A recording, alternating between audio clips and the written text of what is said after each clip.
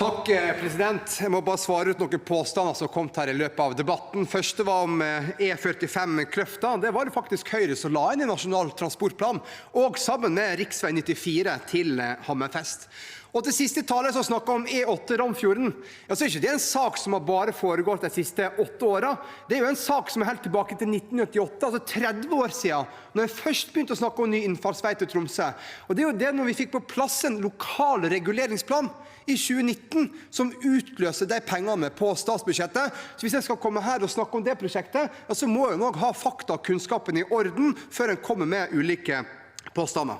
Og så vil jeg bare si også, president, at Senterpartiet må gjerne komme og kritisere Høyre, men i min del, i Nord-Norge, så er jo det Senterpartiet som har gått til valg på at Ullsfjordforbindelsen skal være ferdig i 2025.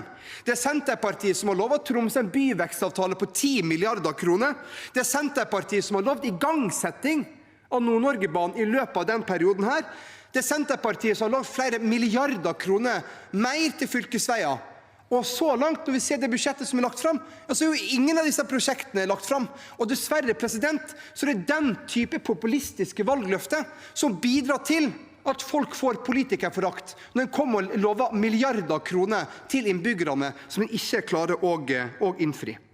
Og jeg er veldig stolt, president, over de prosjektene som Høyre faktisk klarte å gjennomføre i løpet av de 8 år vi satt i regjering. Det at vi har fått en helårsforbindelse mellom Tromsø og Senja, som bidrar til at sjømatnæringen kan vokse.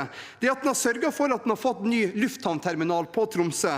Det at den har fått den første statlige tilskuddsordningen for fylkesveier. Det at den har igangsatt utbygging av Kvænangsfjellet. Det at den nå får den samme innfartsveien som representanten fra Senterpartiet snakket om. Og det at den også får en konsekvensutredning av alle fremtidige transportløsninger for Nord-Norge.